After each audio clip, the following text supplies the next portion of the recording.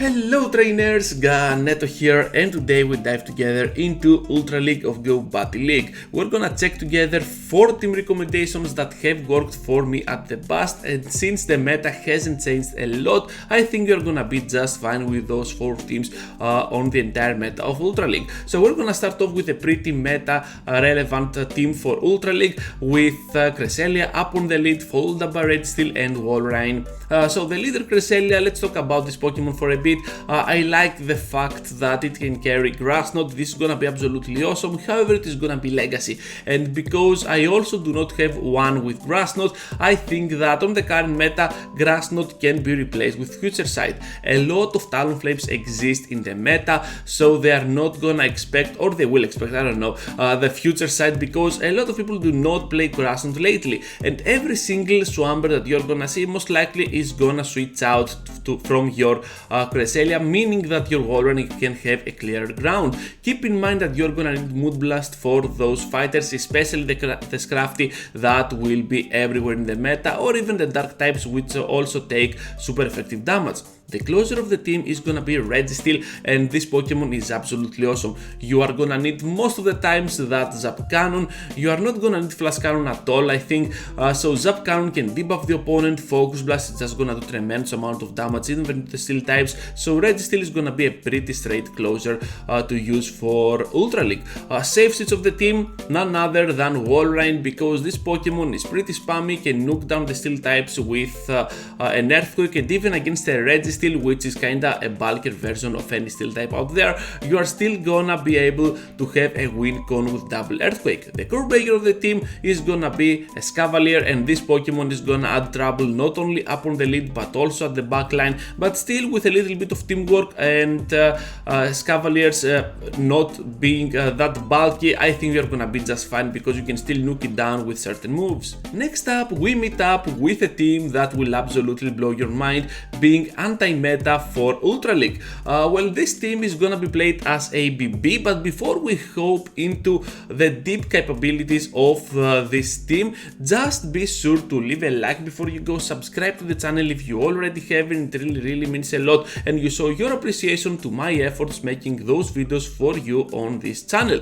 So now let's see what we got here, because Trevenant is gonna lead the team, a pretty absolute beast that you're gonna love having on your team. It can take out Giratinas, can take out the fighters, it can take out even the Charmers, and has a very good matchup against Nidoqueen and Walrein. Also, it has access to Shadow Ball, which can absolutely devastate and destroy down even a whole Talonflame, which is gonna be its bigger threat in the meta. Against the Scavalier, still Shadow Ball, and of course against Swampers, you're gonna have those Seed Bombs which can go back to back and absolutely destroy them down. The closer of the team, none other than Alolan Mac, because this Pokemon can wall down pretty much the entire meta, Cresselias, Giratinas, or even something like a fighter can get destroyed by a Gang Shot or a Sludge Wave. Also, you have access to Dark Pulse, which can just go crazy even against something like an Apollon or a Swampert. So this Pokemon is a pretty cool generalist that you will like to have as your closer. The safe suits of the team, Drapion, this Pokemon can come in really clutch. I do not like it with Aqua Tail. I would go with Crunch and Sludge Bomb because this Pokemon can spam those moves pretty fast, and Aqua Tail is not enough for Ultra League. This Pokemon can go pretty hard on anything with its spamminess, so relying on that, I think Drapion can flip any bad lead. Core breaker of the team, Obstagoon, because it can absolutely go with Night Slashes, super effective while resisting those Shadow Claws from Trevenant. It has a very good matchup against Mac, and of course a very good matchup against Drapion, but overall with a little bit of pressure I think can also overcome this problem. We are proceeding into the next one with a pretty unique team, Como-O followed by Jellicent and Stunfisk. This is gonna be a pretty rare team to build because not everyone has access to Como-O, but you can always replace it with something like a Dragonite, but I prefer Como-O because of the fact that it carries close combat, so even against something like a Walrein, at the end game you still have a chance to nuke it down with a pure move. the closer of the team, Jellicent, a pretty Excel heavily weighted Pokemon, but I don't think that you're gonna need Excel so much because I have 100% one. You can see my CP that is not gonna be even close to a 2500. I don't have enough Excels to build it up, but still this Pokemon is gonna be extremely good to use even on a level 45 or so. On 100% of course, you do not need that optimal IV to build up your Jellicent. Just go with the regular one and you're gonna be just fine. The safe switch of the team, I prefer Galarian Stunfisk over any other steel type because it can draw out certain threats and nuke down even that Talonflame that is gonna be everywhere in the meta. So this team can work pretty well against Talonflame, can work pretty well against the starters, and you're gonna see that it can do solid work against anything. Also, you have access to big moves like Close Combat, Ice Beam, Shadow Ball and Earthquake, which means that you're gonna take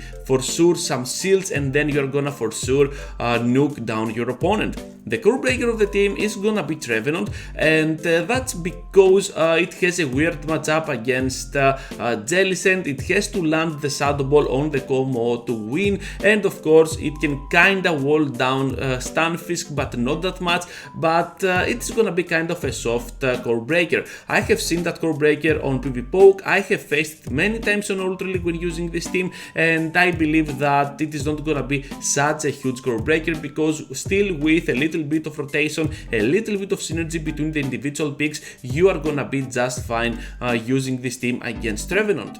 And here is, trainers, my final team recommendation. We're gonna start off with Swampert, which I prefer it on its shadow form. I had already 2 Swamperts built up for Ultra League and I went for another one when I got my hands on a shadow one, and trust me, I did not regret at all. Shadow Swampert is just gonna add up so much damage to your team, and it is gonna be kinda the same defensively. All those moves that you're gonna take are gonna do kinda the same job, and what you are gonna provide to your opponent is absolutely gonna be immense. You're gonna have much more work for your moves because Hydro Cannons now are gonna do tremendous amount of damage, and that Earthquake is just gonna nuke down pretty much anything that doesn't resist it. The closer of the team, Talonflame, because I like this Pokemon with Brave Bird. It can nuke down the opponent or just go with back-to-back flame charges to power up your attack and then be an unstoppable beast. Also on Ultra League you can still go with back-to-back Brave Birds without even being afraid to get farmed down,